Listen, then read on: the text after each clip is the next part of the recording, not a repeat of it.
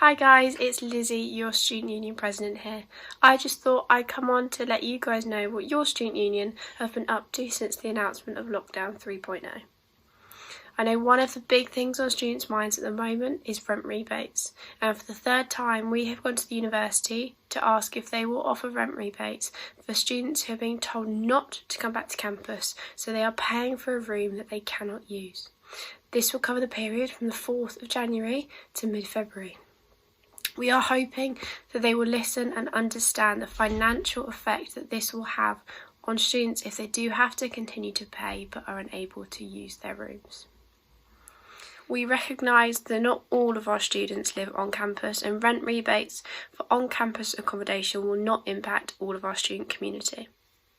We would encourage you, if you are currently looking at a house for next academic year, just hold off, don't rush to sign anything.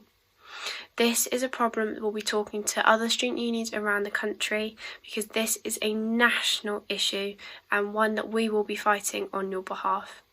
We'll be working on this over the next couple of weeks and months, so please do stay tuned and get in contact with us if you have any comments.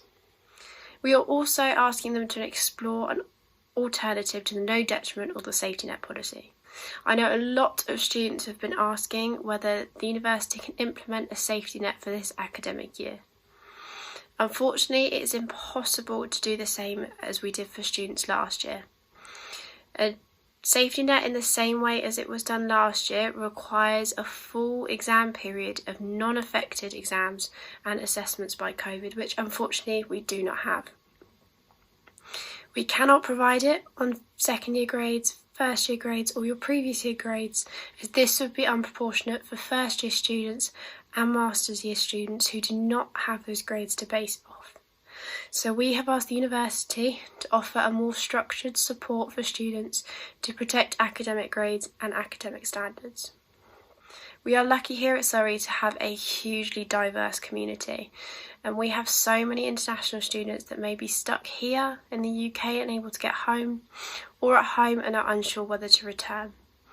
We have asked the university to provide you guys with additional support alongside the rest of the community.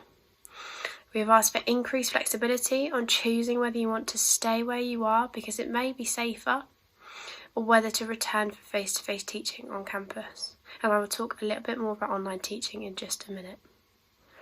We've also asked for additional support for students with caring responsibilities. With a lot of schools being closed, we understand that students who are parents will have to be homeschooling their children, as well as having a huge community of student carers on campus. It is really, really important that you get the additional support that you need because your caring responsibilities may have changed. Regarding the optional move to online teaching, we have asked the university to give students the choice. That is the most important thing, is the choice. We have asked them to let you decide whether you would like to return to face-to-face teaching if it resumes, or whether you would like to continue your semester 2 online because that is what's safest for you. I've been lucky enough to be running COVID drop-ins with students, so thank you to all those who have attended to come and chat to us. It is really, really important that we hear student voice firsthand, and I want to hear about all the struggles that you are facing with the university so that we can help you. The first day we were back, I emailed Max. Max Liu is the Vice-Chancellor, and it was so important that he knew what our students were feeling. I also met him yesterday and outlined and expressed the importance that these student concerns were taken seriously. We also understand that we don't just have undergraduate students on campus, we also have a huge community of postgraduate taught and postgraduate researchers, and these groups of students have completely different needs to undergraduate students. So we are asking the Doctoral College to offer additional support for our postgraduate taught and postgraduate research students, because we know that you have different needs and different priorities, so it's so important that they are catered for. Something else that students were talking about is extenuating circumstances. We were really, really glad that last year it was introduced that you had self-certified extenuating circumstances. So you could have 3 self-certified ECs where you did not need evidence. When the last lockdown happened, ECs became unlimited to support those students who were really struggling with COVID. We have asked the university to reinstate this.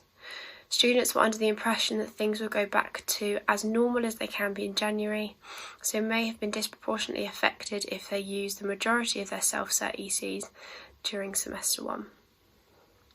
Finally, the support zone are running Be Well, Feel Well and Do Well sessions.